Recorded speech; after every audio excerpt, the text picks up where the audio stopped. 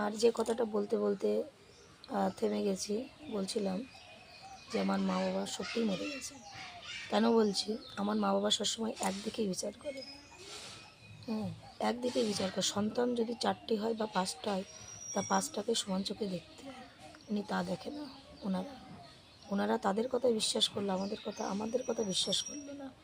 অথচ আমাদেরটা খেয়েছে, পড়েছে, সব কিছু। হয়তো আমরা এই মানি দিতে পারিনি, বেশি ঝুড়ি দিতে পারিনি, তার জন্য হয়তো আমরা খারাপ। যেটুকু করেছি, আমাদের যেটুকু সামর্থ্যে যেটুকু করেছি, সেটা করাটাই আমাদের ভুল হয়ে গেছে।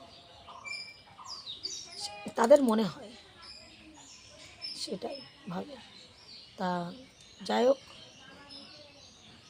ভগবানও কিন্তু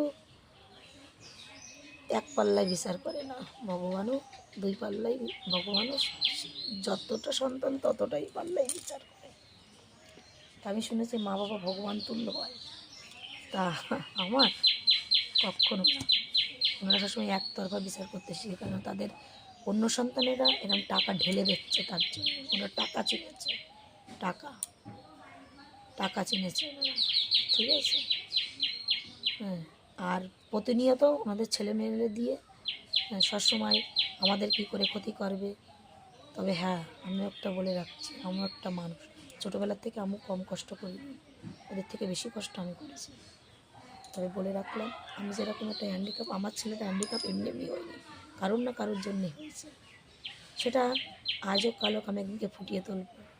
আজকে এই সকালে বলছি, আনন্দ করছিস কর, তবে শুনে রাখ, আমি যদি সত্যি কারোর আমি সত্যি কারোর গর্ভে যদি জন্ম হয়ে থাকি বা জন্মসূত্র যদি সত্যি থেকে থাকে, আমি যেরকম কষ্ট ভোগ করছি আমার প্রতিবন্ধী ছেলেকে নিয়ে, ছেলেটার ভবিষ্যতের জন্য তো ভিডিও বানাতে নেমেছিলাম আমি, আমার মেয়ে, আমার স্বামী বানাতে চেয়েছিলাম। তো তা তোদের টাকা পয়সা থাকার সত্ত্বেও তো তোরাও ভিডিও করছিস, করে দেখাতে চাচ্ছিস, প্রমাণ করতে চাচ্ছিস, কিন্তু তোদের ছেলে মেয়ে ভালো তাই। তা ভগবানও আছে, আমি যেরকম প্রতিবন্ধী নিয়ে ঘুরে বেড়াচ্ছি, তোদেরও এরকম ঘুরে বেড়াতে হবে, শুনে রাখ, আজকে বলে দিলাম। আর কারোর মা ডাকও শুনতে হবে না, এরকমই হবে। মা ডাক যে কী জিনিস সেটা তো সেও শুনতে পাবে না। আজকে আমার এটা আমার অভিশাপ, বলে রাখলাম। কষ্টের চোটে কথাটা বলছি। আজকে যেভাবে আমাকে দিনের পর দিন তোরা আঘাত করেছিস, পেছনে ছুরি মারিছিস, তাদের উদ্দেশ্যে কথাটা বলছি আমি, যারা এই কাজগুলো করেছে। তা ভগবান বা অলৌকিক শক্তি যদি থেকে থাকে, আমার সব কিছুই থাকবে, আমার ছেলেও সুস্থ হয়ে যাবে, কিন্তু তোরা ভুগে মরবি।